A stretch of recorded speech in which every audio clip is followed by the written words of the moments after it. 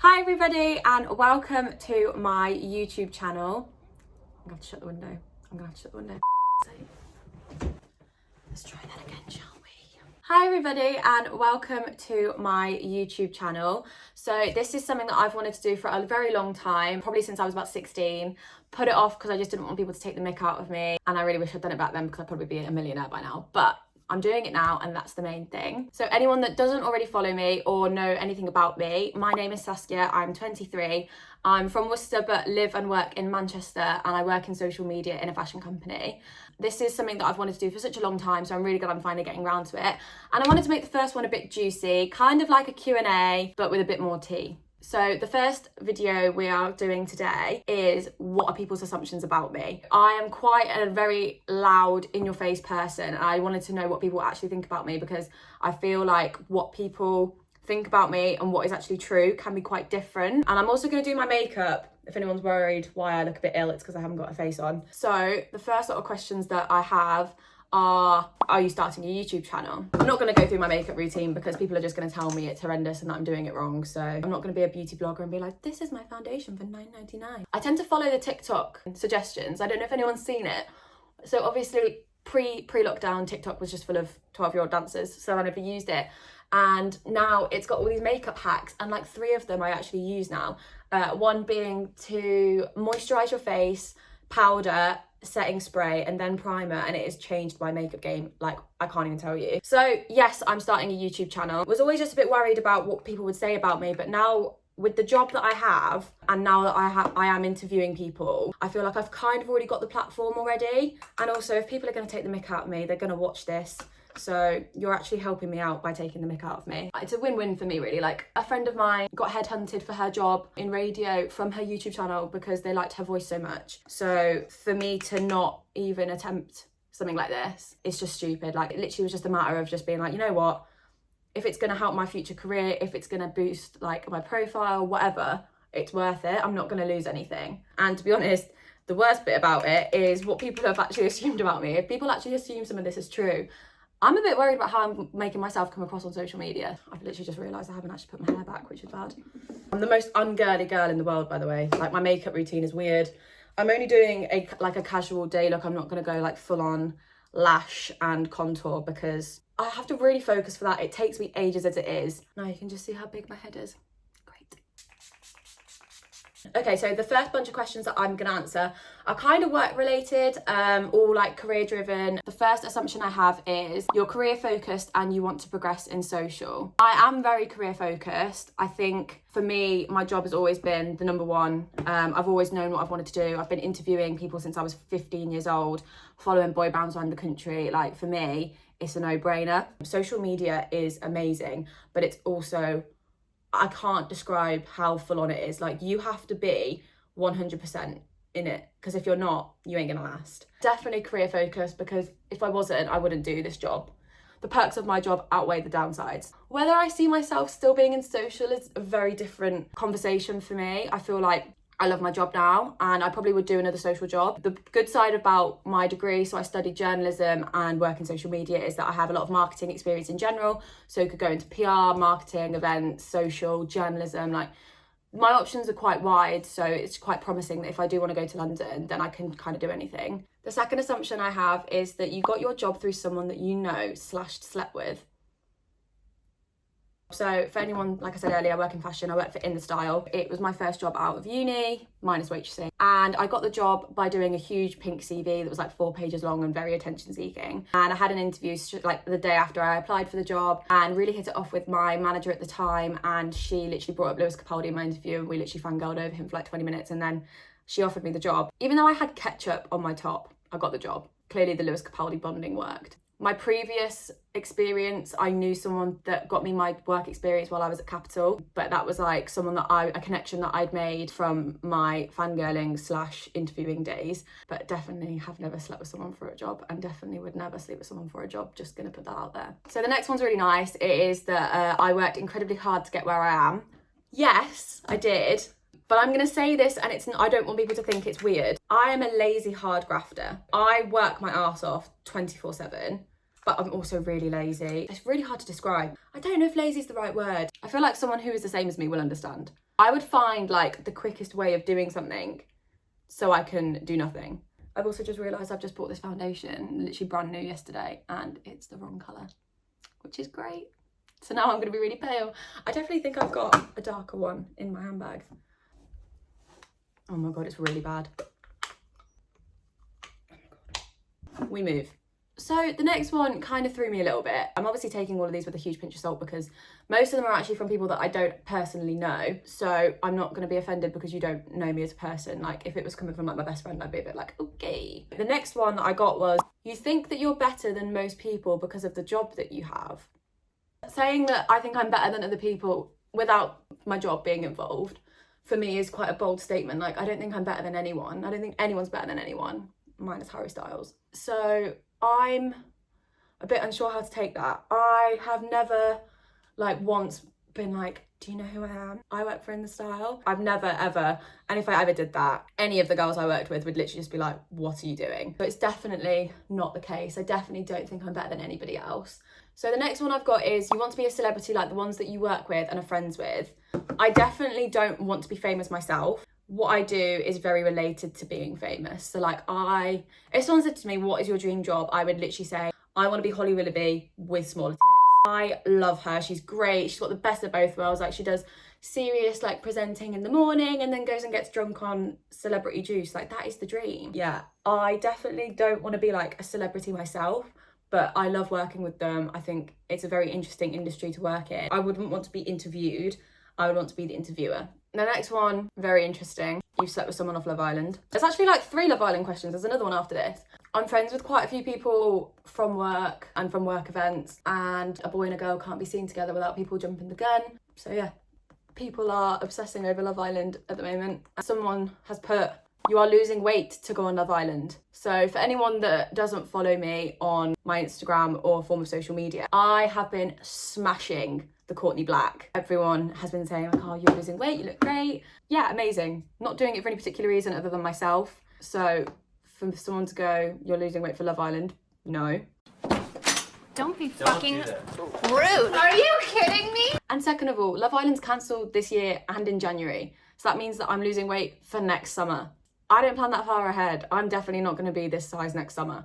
So that's a lot of dieting and a lot of exercise if I'm losing weight for Love Island. So I hate to disappoint, but just for me personally, I struggle with my body image and I just don't think I'd enjoy it. I'd feel like the fat friend. And I've also not had any cosmetic surgery and I feel like that would make me want it. This is something that like I've actually thought about before, because obviously with the job that I want to do in the future, Love Island would be an amazing stepping stone. I'd either come across really bad because you have no control over how they make you look, or if I didn't come across bad, I just feel really uncomfortable. Oh my God, I'm absolutely sweating. So I did have quite a lot of questions about my love life, which kind of surprised me actually, because I'm not one for really posting anything about that. I don't really talk about my love life or really show anything. So I think that's probably why there are more assumptions than the other stuff, because no one actually knows anything. But I also just want to say that there's actually a lot more to me than who I'm dating or who I was dating. You could literally assume anything about me and you're like, oh, you've got a new boyfriend. Boring. I'm funny. Ask me something funny. So the first question on this subject was, you're very open about your love life and your sex life. I'm very open about sex in general. I'm like the opposite of a prude. Like I would openly say something and not think anything of it because it's normal. Everyone does it. So in that aspect, yes, but also like I'm not one to delve into detail with other people because it's a private life. I'm also very uncomfortable on this subject because I know my mum is going to be watching this video, even though I'm quite open with her anyway. I think the one thing I've learned is some things are best kept private. I am a puppy. I get very excited and I tend to like be like, oh, I'm dating this person, or oh, so-and-so is taking me on a date. And this has bitten me in the ass twice this year already. So like I've kind of just like decided to like rein it in a little bit. I've definitely learned to not talk about everything with everybody because it's not anyone else's business but mine. And it's working in my favour so far. So we'll see. I've kind of just answered the second question. It was, you like to keep your love life private. I feel like in the early stages of dating somebody, it's so much easier to keep it private. You don't know where it's going. You don't know how it's going to end. I just think that some things are best kept between you until you're ready to share it. However, there is a huge, and I want to massively amplify this, a huge difference between keeping your love life private and keeping your love life a secret. For me, I'm really not bothered about them posting me on social media. I'm really not bothered about them telling their friends and family, like, you can do you, but there's a difference between keeping your love life private and hiding someone. I'm going to do this and it's actually quite accurate. So I use eyebrow. I'm going to do it. I don't think it worked. So this is what I use for my contour on my cheeks, which is actually for your eyebrows. But it's really dark and I've got quite defined cheekbones. So this I found works amazing. The next one cuts deep ever so slightly. I always have a man on my arm.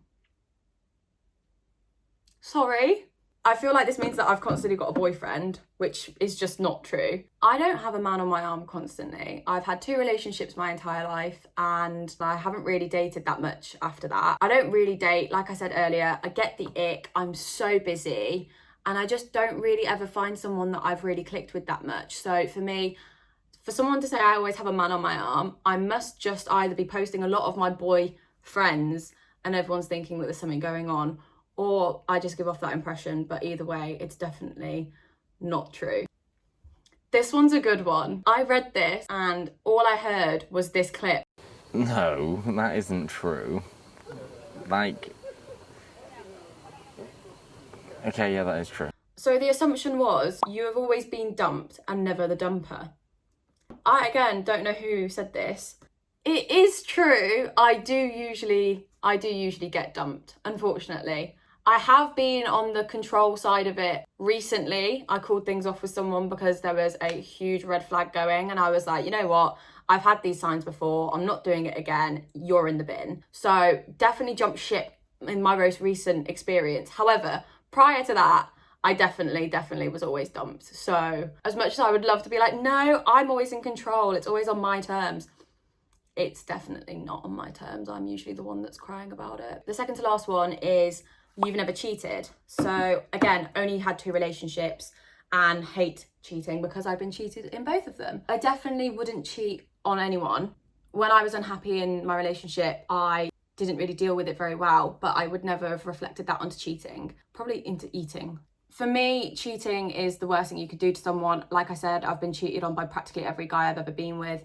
So it's not anything new to me, but I feel like if I were unhappy in a relationship, I would just leave. I would never cheat. And I know what it does to your confidence. I know what it does to your trust with other people. It's just a horrible thing to do to someone. I pride myself on my honesty and that I'm a very trusting person. Even if Harry Styles came up to me and was like, you, me, back of my car, I would break up with that guy first.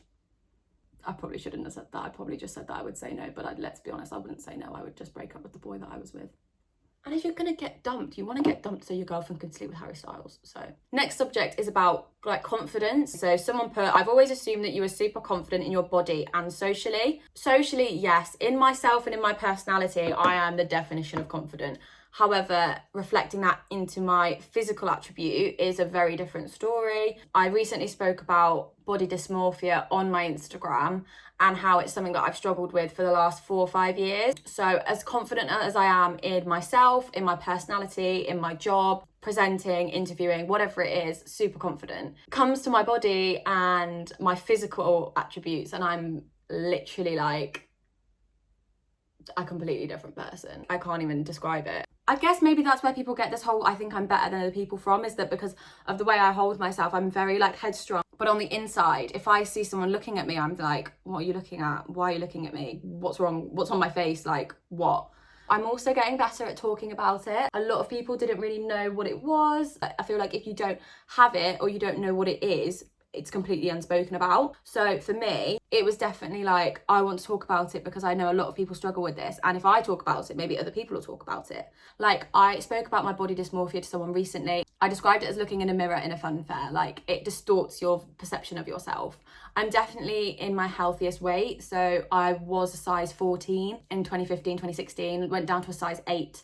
And then now I'm like a 10, maybe a 12 in trousers, maybe an 8 on top. I've got small boobs, big legs, so it varies. But for me, I'm a healthy weight. I'm happy. That's all that matters. Just quickly before I answer the next question, I get so many people asking me about my eyebrows. So I do use a NYX pomade on it if I'm going on like full face, but I'm not doing a full face right now. This is like coffee, dinner, catch up. I want to wear makeup, but not too much. Like I feel like I've got a lot on. This is literally £2. It is amazing. I think it's from Collection 2000 or Collection, I'm not sure what they're called anymore. It's literally just a clear mascara, but I honestly swear by it. It is the one thing that's always in my handbag. And everyone always says to me, oh my God, your eyebrows look amazing. Everyone always thinks I've had a lamination, and not being funny, they only last like 3 weeks, and then they look quite puby when they grow back because they're like stuck to your face. So like you could literally do the same as a lamination with this, and this would last you like months because it's a whole mascara tube. So I just tend to brush it, and then if you do want that laminated look, you can kind of stick it to your head. This is my go-to. I absolutely love it. Actually, that's a little bit crazy. Let's tie that down a little bit. I'm just going to merge like the last few together because they're all kind of similar. So someone put that I'm super sweet and down to earth. I'm nice, fun to be around, and I don't care what other people think.